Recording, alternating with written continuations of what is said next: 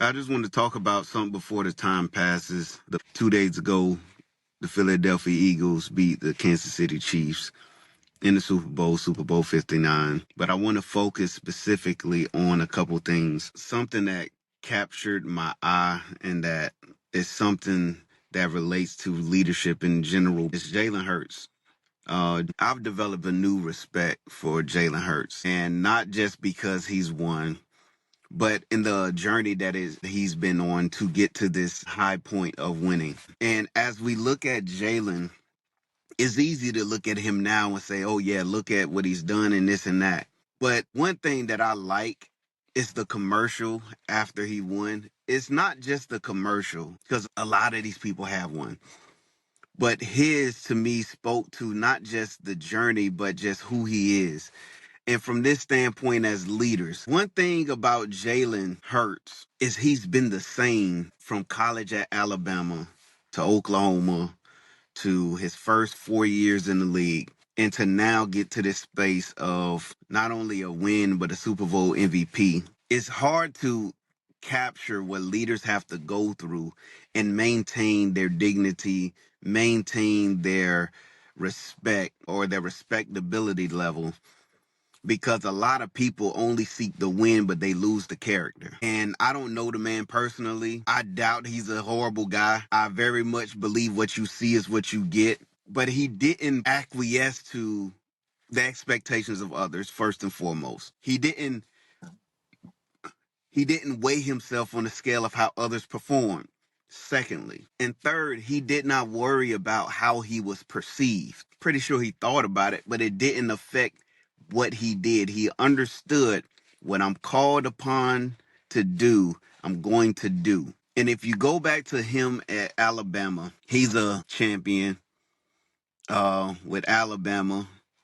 He won one year. He was benched in the championship game because he wasn't performing well. The next season, if I'm not mistaken, he comes in for the guy who he was benched for the year prior and leads them to the championship game. He goes to Oklahoma. And before I go about Oklahoma, Nick Saban, who is well known as one of the greatest, if not the greatest, college football coach ever, he is very stoic, especially as a coach when it came to players. Like, he didn't show a lot of emotion, but he was emotional speaking about Jalen Hurts. One of the few times that you saw that he had a deep care and like a more than just a coach for a player care and concern, but like a love for him because of who he was.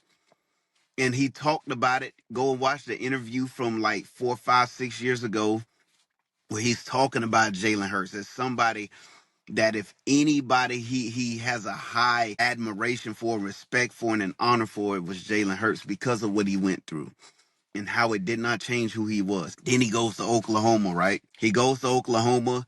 Many people felt like he was just a running quarterback.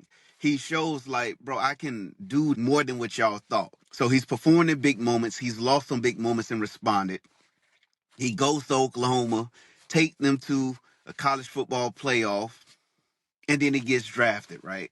So while many were still trying to deny of could he even be a quarterback, he goes and shows that he can play quarterback, gets drafted, and then what? Well, the first year in Philly, he does not look good. People were questioning whether he was an NFL QB, whether Philly should move on from him already. What happens next? Takes him to a Super Bowl. In the Super Bowl, he outperforms who many consider one of the greatest, if not the greatest quarterback in the league, in Patrick Mahomes. He outplays him. The team loses, but he plays well. The same year, he's an NFL MVP candidate, takes his team to the Super Bowl, loses. Following year, he loses coordinators. He hasn't had consistency around him in regards to the people that are so integral in a QB to continue that development process. They lose coordinators, especially offense, and the offense takes a step back. He doesn't look like he looked in his MVP year, and people forget not only his winning ways in college, not only his overcoming in college, not only what he did the year before. People forget that he was just in the Super Bowl and outplayed Patrick Mahomes because he had a down year. They get to the playoffs. and they don't look good for the second half of the season and they lose. Well, now you go into this year. I know some people might not be sports fans, but bear with me. He has a great team around him. He has good coordinators put in his place. But the question becomes, can he do it? Is he going to be the reason that that team can't succeed? Is he this? Because we're looking at what Patrick Mahomes, what Joe Burrow, Lamar Jackson, Josh Allen, young QBs, Jaden Daniels, and we're looking at what they can do. Meanwhile, we're overlooking what he does do. The dude wins. The dude is resilient. The dude is consistent. And as a leader, you need consistency more than just your performance, more than just your ability. You need consistency. You need your character to not change regardless of the situation. We don't put an emphasis enough on character. We don't put enough emphasis on consistency. We don't put enough emphasis on moments. What do you do not just when things are good, but what do you do when things are not so good? When everything around you is in flux, can you stay consistent? Can you, when a loss happens, when you don't meet the goal, how do you respond? What is your demeanor? What is your posture? What is this and that? And I'll be honest with you, it ain't easy. Sometimes I feel like I fail at that. But as leaders, you have to understand your character can never come into question. Your consistency has to be steady. And so people always talk about his demeanor and he's stoic, like he doesn't smile, this and that. And why? Why does he need to smile? Why does he need to be a quote unquote likable guy? He's not disrespectful. He just doesn't sit there and he ha ha with everything. He doesn't sit there and give you the clickbait that you want. He doesn't sit there and he's not animated from one end, from one extreme, and then the next extreme, he's another. He's consistent. It's not stoic. It's not that he doesn't care. It's not that he didn't hear and see everything that was happening, just not going to react to it. What does that do? He said something a couple years ago or last year. He says, before anybody had an opinion, I had a purpose.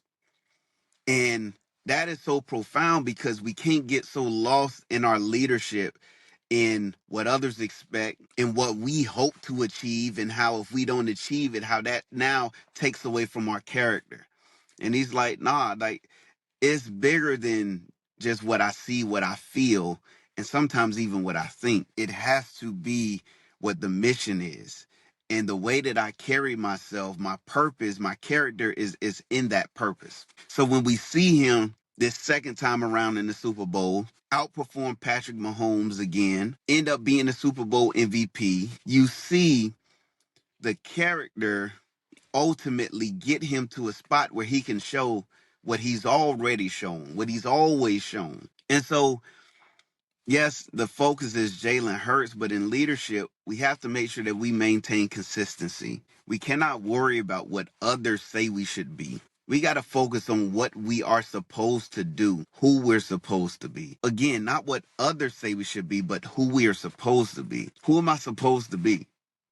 Am I supposed to be a guy that's out here like somebody else? Am I supposed to be the person that looks like this and does this? That might have a place for everybody else, but for me, what am I called to do? What am I focused to do? I read in Exodus 31, God is talking to Moses on Mount Sinai, and he's giving him these instructions. And one of the last things he says the first time Moses is up there, he tells Moses, hey, all these things that I've shown you, from the tabernacle layout, the Ark of the Covenant, and how everything's supposed to be manufactured. The Lord, Yahweh, told Moses, he says, I have I poured out my spirit on this one particular guy who has this ability to do this. I've given him the ability to build these things, to have a mind of artistry and do all these things. He tells Moses, in order for you to accomplish the purpose, I poured out my spirit and gifted this guy with the ability to do these things. Why do I bring that up? Because of this. You don't have to be like everybody else. What you are called to do and what you are blessed and gifted to do has been given to you. Stop chasing and try to be like somebody else. Don't feel like you have to be like this. Oh, I got to put up 4,500 yards. Or I got to look like Patrick Mahomes. I got to go out there. No, my competition is my purpose. My goal is my calling. It's not about what others say I should be. It's what does God say I should be? Who does God say I should be? And that goes to character. I'm not going to let outside circumstances or circumstances and situations that I'm even in determine what my response is. I cannot react to everything. It's not that I don't see it. It's not that I don't feel it. It's not that sometimes it's not even a thought that crosses my mind. It's what is the mission? Before anybody had an opinion, and as people gonna continue to have an opinion, I have a purpose. I have a calling. And it's not just me winning, because as I stated, Nick Saban, even when they didn't win, he had this profound respect and this love, because he said this dude's character is something I haven't seen before. And as leaders, we got to make sure that our character is intact. And we will lose character when we try to chase something that is not our calling, or trying to be something that God has said, that's not who I want you to be. So as leaders, pay attention to Jalen Hurts. If you want a someone that you can sit there and say, what ways is this person demonstrating leadership capabilities? Jalen Hurts is a prime example. He might not be Joe Burrow as passing. He might not be Lamar Jackson when running. He might not be as big as Josh Allen. He might not be considered one of the greatest already like Patrick Mahomes, but he's consistent. He shows up in big moments. He recovers when he does not meet the intended goal. And he is not worried about what others think, because he's focused on his purpose. Stay in the game. Keep the game plan at the forefront. And when your moment comes to show up, when your Super Bowl comes, you will perform. In those other games where you're not needed to throw for 250 plus, and you're not needed to run for 70, you're not needed to throw for 5 touchdowns, just throw for 120. Do what's required. Meanwhile, develop your demeanor, develop your posture, develop your character. Because when it's time to show, your character has to be the one that leads you. Not what you think you should be, but what you called to be. So with that said, man, shout out to Jalen Hurts. Congratulations to him. But more than that, for my leaders, make sure you're leading up to get to the point that somebody can sit there and say, look at their character, look at their consistency, and look at their commitment to greatness. Lead up.